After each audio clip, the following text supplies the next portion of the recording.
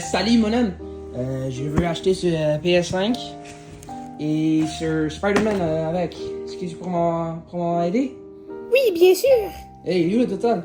Alors, votre total pour votre console et votre jeu sera 900 $. Hey, tu viens de me dire, un de vos collègues vient de me dire que ça coûterait 660 $. Désolé, mais le prix vient d'augmenter il y a quelques minutes. Hey, réessaye. Désolé, monsieur, mais le prix demeure à 900 $. C'est qui contrôle ces Et crois-tu vraiment que j'ai 900 $ à dépenser pour un PS5? Pauvre vieux. Aujourd'hui, nous parlons d'une tragédie qui touche la vie de millions et des millions de personnes autour du monde. Un enjeu si problématique qu'il y a des gens qui vendent leurs propres enfants sur le marché noir pour avoir accès à cette pièce d'or. Nous vivons dans une période aussi marquante que la Grande Dépression. Nous vivons une pénurie de RAM. Depuis septembre 2025, la RAM est passée de 130 € à 500 €. À partir du second trimestre 2026, c'est-à-dire là tout de suite, à partir du mois d'avril, les prix de la plupart des appareils électroniques vont augmenter. Mais qu'est-ce que c'est la RAM? Est-ce que c'est une nouvelle race de chien? Est-ce que c'est un aliment asiatique? Très délicieux peut-être. Est-ce que c'est une ressource minière? En fait, ce n'est aucune de ces trois. Je fais appel à un expert qui spécialise dans la RAM pour vous expliquer en détail et en simples mots sur la nature de cette pièce aussi luxueuse que l'immortalité. Je vous présente Brownie Nagpal, conseillère à Apple Incorporated. Merci pour l'introduction d'Yvianche. La RAM, ou la Random Access Memory, n'est qu'une petite pièce de matériel informatique qui stocke toutes les données nécessaires au fonctionnement de vos appareils, au moment de leur utilisation, bien sûr.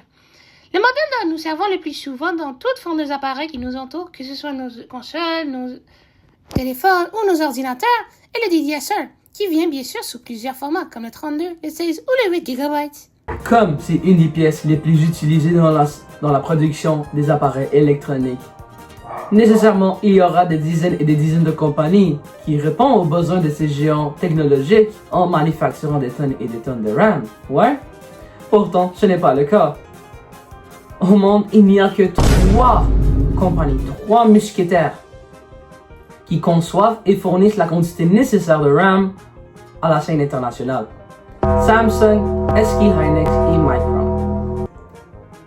Selon moi, c'est un peu stupide et ridicule de laisser une aussi grosse responsabilité parmi les épaules de ces 3 géants.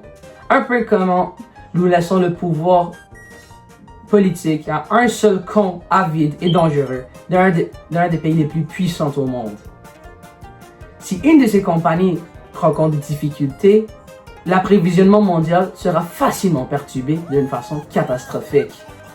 Cependant, l'enjeu vient juste de commencer. En continuant, le problème arrive avec la création de l'intelligence artificielle. De nos jours, comme vous savez, l'IA occupe de plus en plus d'espace dans la vie, avec de nouveaux modèles.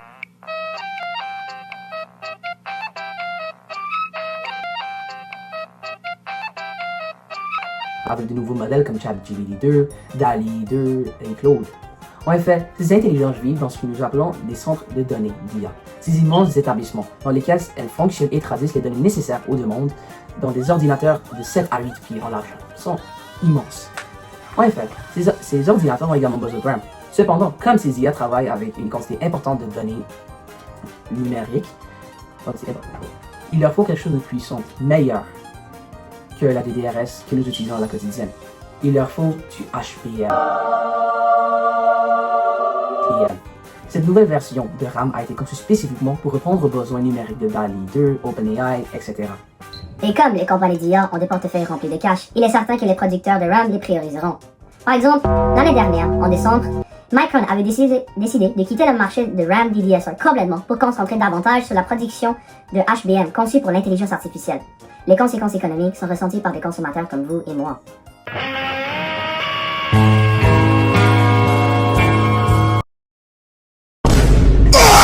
Parce que simplement, il nous en manque de RAM spécialisé pour les appareils électroniques que nous utilisons à la quotidienne. C'est devenu une des pièces les plus convoitées au monde par les géants de tech. L'année dernière, Xbox a dû augmenter le prix de ses consoles à 3 reprises. 3 reprises. C'est fou! Aujourd'hui, si vous aimeriez acheter un Xbox, il vous faut un plan hypothécaire, simplement. Tristement, Sony a dû également augmenter le prix de ses consoles en avril de cette année d'environ 200 à 300 $. C'est ridicule. Généralement, à la fin de ces vidéos, je vous apporterai des solutions. Désormais, il n'y en a pas.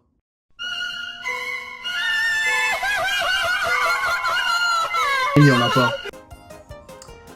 Moins de RAM pour tout le monde, plus de RAM pour les centres de données. Yeah, parce qu'on adore générer des textes.